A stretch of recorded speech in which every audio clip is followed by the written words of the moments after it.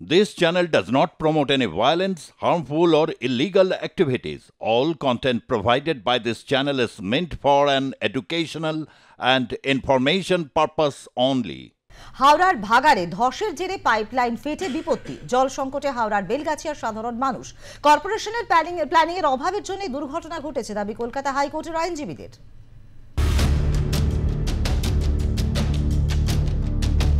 জলকষ্টে যেখানে তীব্র গরম এবং সেই গরমের মধ্যে জলকষ্ট এবং শুধু তাই নয়, সেখানকার মানুষের যা পরিস্থিতি তৈরি হয়েছে হাওড়ার ভাগাড়ে যেখানে ধস নেমেছিল এবং সেই ধস নামার একটাই কারণ জলের পাইপলাইন ফেটে যাওয়া এবং তারপরে একটার পর একটা বাড়ি যেভাবে ফাটল ধরেছে এবং বিপদ যেভাবে বাড়ছে, স্বাভাবিকভাবেই হাওড়ার বাসিন্দারা এই মুহূর্তে কিন্তু যথেষ্ট উদ্বেগ এবং চিন্তায় রয়েছে।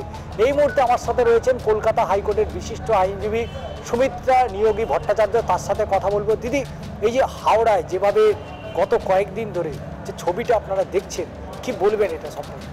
বলার তো কিছুই নেই, কারণ আমরা দীর্ঘদিন ধরে দেখছি হাওড়া পুরসভা সঠিকভাবে নেই। পুরসভার সেখানে অস্তিত্ববিহীন, তাকে অ্যাডহক কমিটি দিয়ে গঠন করা হয়েছে, সেখানে মেনটেনেন্স চলছে না। দিনের পর দিন একটা ডাম্পিং গ্রাউন্ড ওইভাবে ফেলে যাচ্ছে, তার যে একটা মেনটেনেন্স দরকার সেখানে কোনো মেনটেনেন্স নেই। তো তার অবস্থা এরকমই হবে।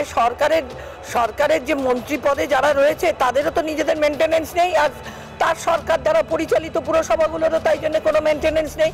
মানুষ মরলে তো তাদের কিছু যায় আসে না, তাদের খেলা মেলা উৎসব বিদেশ ভ্রমণ এগুলো নিয়ে চললেই এনাদের হয়ে যায়। যেটা করা উচিত ছিল সেটা রাজ্যের বিরোধী দলনেতা করেছেন, তাদের পাশে দাঁড়িয়েছেন, আর্থিকভাবে সহায়তা করেছেন, কিন্তু এটা করতে গিয়ে তাকে পদে পদে বাধা সৃষ্টি করা হচ্ছে পুলিশ প্রশাসনের তরফ থেকে। একজন রাজ্যের বিরোধী দলনেতা মানে তার rank equivalent to that of a cabinet minister. তার সাথে যেভাবে পুলিশ যেভাবে ব্যবহার করেছে এটা কোনোভাবে মেনে নেওয়া যায় না।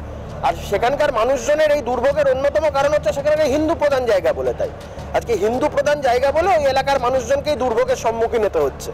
চূড়ান্ত অব্যবস্থার ছবি আমরা দেখেছি, মন্ত্রীর সেখান থেকে বাড়ি হচ্ছে ঢিলচড়া দূরত্বে, তা সত্ত্বেও সরকারের এই উদাসীনতা। একমাত্র কারণ আমি আপনাদের বারবার করে বলছি, যেহেতু হিন্দু প্রধান জায়গা বলে তাদেরকে এই হেনস্থার সম্মুখীন হতে হচ্ছে। ভাগাড়টা যে কোনো মিউনিসিপ্যালিটি বা একটা কর্পোরেশনের আন্ডারে এগুলো থাকে, তো যে বর্জ্য পদার্থগুলো আছে তার ট্রান্সপোর্টেশন, তার ডিসপোজাল, তার পুরো একটা প্ল্যানিং থাকে, সেই প্ল্যানিং অনুযায়ী কিন্তু হয়। তো আমরা এখানে দেখতে পাচ্ছি এখানে কিন্তু কর্পোরেশনের প্ল্যানিংয়ের অভাব ছিল, সেই জন্য সেটা তারা যে লুক আফটার করতো সেইগুলো যে ইঞ্জিনিয়ার থাকে বা যারা কর্পোরেশনের লোকজন থাকে তারা সঠিকভাবে দেখেনি বলে বিপত্তিটা হয়েছে। এখন বিষয় যেটা হচ্ছে যে মানুষগুলো আজকে তাদের বাড়িঘর ভেঙে গেছে, তারা বাস্তুহারা হয়ে গেছে, এর দায় কিন্তু যে কর্পোরেশন বা মিউনিসিপ্যালিটি আন্ডারে হয়েছে তাদেরকে নিতে হবে, কারণ এখানে পুরো ফল্ট হচ্ছে কর্পোরেশনে, কারণ কর্পোরেশনের প্ল্যানিংয়ের অভাবের জন্য এই দুর্ঘটনাটা ঘটেছে। ভাগাড়ে যেভাবে ধস নেমেছে এবং সেই ধসের কারণ জলের পাইপলাইন ফেটে যাওয়ার কারণে, এবং সেই কারণে হাওড়ার বিস্তীর্ণ অঞ্চল জুড়ে যেভাবে পানীয় জলের হাহাকার দেখা গিয়েছে এবং সেখানে মানুষের যে দুর্ভোগ, সেই দুর্ভোগ নিয়ে ইতিমধ্যেই কিন্তু রাজনৈতিক চর্চা শুরু হয়ে গেলেও কলকাতা হাইকোর্টের আইনজীবীরা এ বিষয়ে কি বললেন অবশ্যই আপনারা শুনলেন। এবং এই যে দায়, এই দায় হাওড়া পুরসভা তারা কিন্তু তাদের গা থেকে ঝেড়ে ফেলতে পারে না, এবং সমস্ত ঘটনার জন্য হাওড়া পুরসভার পূর্ব পরিকল্পনা না থাকার কারণেই এই ধরনের বড়সড় একটা বিপজ্জনক ঘটনা ঘটে গিয়েছে, এমনটাই মনে করছেন কলকাতা হাইকোর্টের আইনজীবী মহলের একাংশ। চিত্র সাংবাদিক উৎস রায়ের সাথে ষষ্ঠী চট্টোপাধ্যায়ের প্রতিবেদন, আর প্লাস নিউজ, কলকাতা।